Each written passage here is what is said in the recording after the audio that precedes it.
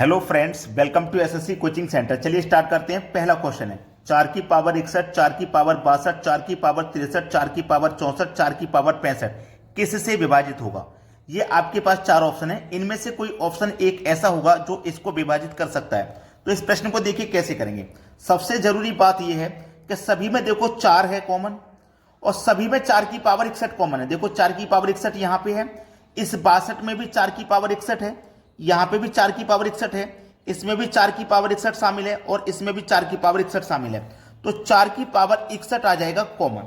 ठीक है, यहां से पूरा 4 की पावर 61 गया है तो यहां एक बचा।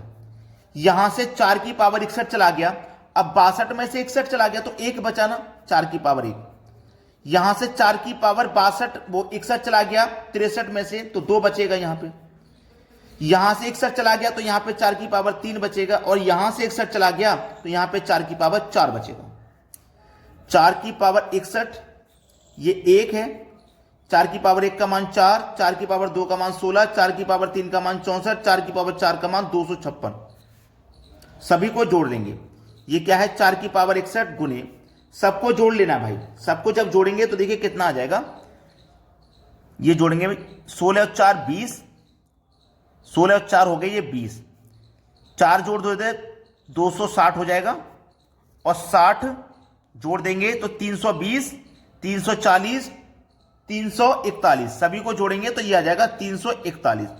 अब देखिएगा इस 341 को इस ऑप्शन में से कौन सी संख्या ऐसी है जो डिवाइड कर रही है। 341 को 3 से तो नहीं कटेगा, 3 से नहीं कटेगा, 5 से भी नहीं कटेगा, क्योंकि 5 से वो संख्या कटती है जिनका इकाई अंक 5 हो या 0 हो। 11 से कटेगा क्या, 11 त्रिका 33, एक बचेगा 11, 11 कम 11 कट गया भाई 11 से, तो मेरा 11 ही सही जवाब है। इस पूरी संख्या को कौन डिवाइड करेगा, 11। अब देखेंगे अगला सवाल। अगला प्रश्न है, देखिए यहां पे 2 सवाल लिए गए हैं, दोनों में सिर्फ एक कॉमन बात है कि यहां पे प्लस का साइन है, यहां पे माइनस का साइन है, वरना सवाल बिल्कुल सेम टू सेम है, बिल्कुल सेम सवाल है, बस संख्याओं को चेंज किया गया है। यहां पे 7 5 है, यहां पे 3 2 है, वरना यहां पे प्लस और यहां पे माइनस है, और कुछ भी नहीं है। समझ में आ गया ना, और कुछ भी इसमें चेंज नहीं किया गया। ध्यान दीजिए कि इस प्रश्न को कैसे किया जाता है कि जब यहां पे प्लस का साइन रहे या फिर यहां माइनस का साइन रहे तो चेंज अलग अलग है। जब प्लस का साइन रहे यहां पे तो आपको क्या करना है, कुछ नहीं, इन दोनों संख्याओं को केवल जोड़ देना है, यानी कि 7 और 5 को जोड़ देना है, आंसर आ गया भाई। जब यहां प्लस का साइन रहे लेकिन माइनस का साइन रहे तो क्या करना है, माइनस का साइन रहे तो क्या करना है, इन दोनों का गुना करना है, यानी कि √3 गुने √2 कर दिया ना। अब इनका गुना करके इसको 2 गुना कर देना है, बस सवाल खत्म, बस सवाल खत्म है, इतना ही। जब प्लस वाला रहे तो इन दोनों को जोड़ देना है बिना रूट के, 7 और 5, और जब माइनस वाला रहे तो इन दोनों का गुना करना है रूट के साथ, √3 गुने √2, और फिर 2 से गुना कर देना है। अब देखो इसको जब गुना करेंगे तो 3 का गुना 2 से करेंगे तो 3 दूने का 6, यानी कि रूट में 6, और ये गुना 2 से है तो ये 2 आ जाएगा। ये हमारे सवाल का इसका बिल्कुल सही जवाब हो गया। अब देखते हैं अगला प्रश्न। अगला प्रश्न है, ये देखिए वही प्रश्न है जो अभी अभी हम करके आ रहे हैं। यहां पे माइनस का साइन है और यहां पे प्लस का साइन। तो माइनस वाला मैंने क्या बताया कि इन दोनों संख्याओं का आपको गुना करना है, यही तो बताया था कि इन दोनों संख्याओं का गुना करना है।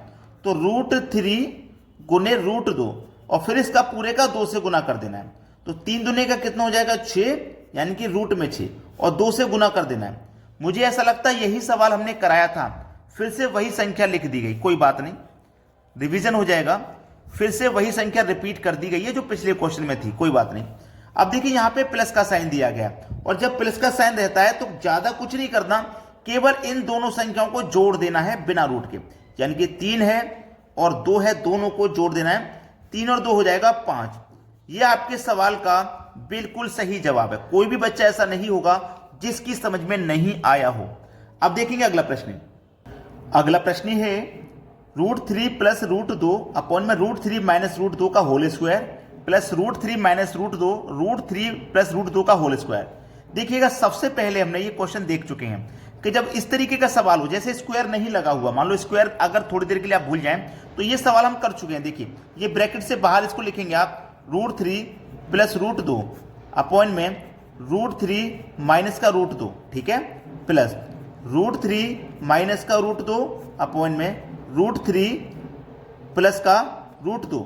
ये सवाल हमने देखा था, जहां प्लस का साइन अगर दिया गया है तो केवल हम इन दोनों को जोड़ देंगे, तो 3 और 2 को जोड़ देंगे 5, यही हमारा आंसर है। ठीक है, लेकिन इसका हमें स्क्वायर दिया गया है, तो हम क्या करेंगे, इसका स्क्वायर करेंगे। तो 5 का स्क्वायर करेंगे भैया, कितना हो जाएगा 25। 5 का स्क्वायर करेंगे कितना हो जाएगा 25, लेकिन अभी आंसर नहीं हुआ, स्क्वायर वाले में अभी आंसर नहीं हुआ, इसमें से 2 और माइनस कर देना है बस। अब आपका आंसर आ जाएगा 23। ये आपके सवाल का बिल्कुल सही जवाब है। ऐसा सवाल कभी भी आए, तरीका मैंने बता दिया। प्लस वाले में देखो दोनों को जोड़ देते हैं, जोड़ दिया ना, स्क्वायर दिया गया, स्क्वायर कर दो। स्क्वायर करने के बाद केवल 2 आपको माइनस कर देना है और आपका आंसर आ गया। अब देखते हैं अगला सवाल। अगला प्रश्न है, यदि x बराबर इतना व y बराबर इतना तो x² + y² का मान ज्ञात करो। देखिएगा, जब आपको पहले से ही पता है कि आपका x का मान इतना है, देखो x इतने के बराबर है तो x का मान इतना है, ये x का मान हो गया, ये y का मान, दोनों का स्क्वायर दिया गया तो दोनों का स्क्वायर कर देना। अब ये कौन सा सवाल बन गया, ये वही सवाल बन गया जो इससे पहले आपने सॉल्व किया है।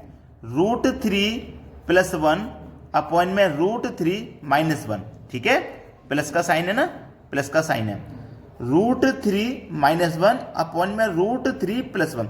ये वही सवाल बन गया इससे पहले जो आपने सॉल्व किया है, कि अगर यहां पे प्लस का साइन रहे, देखो एक के ऊपर स्क्वायर रूट लिखिए चाहे मत लिखिए, वही सवाल है इससे पहले वाला।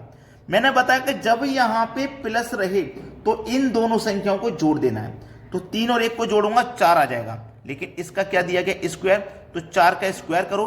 और हमने क्या बताया था, 4 का स्क्वायर करने के बाद 2 माइनस कर देना आपको, तो 16 में से 2 माइनस करेंगे, आपका आंसर आ जाएगा 14। ये प्रश्न का बिल्कुल सही जवाब है।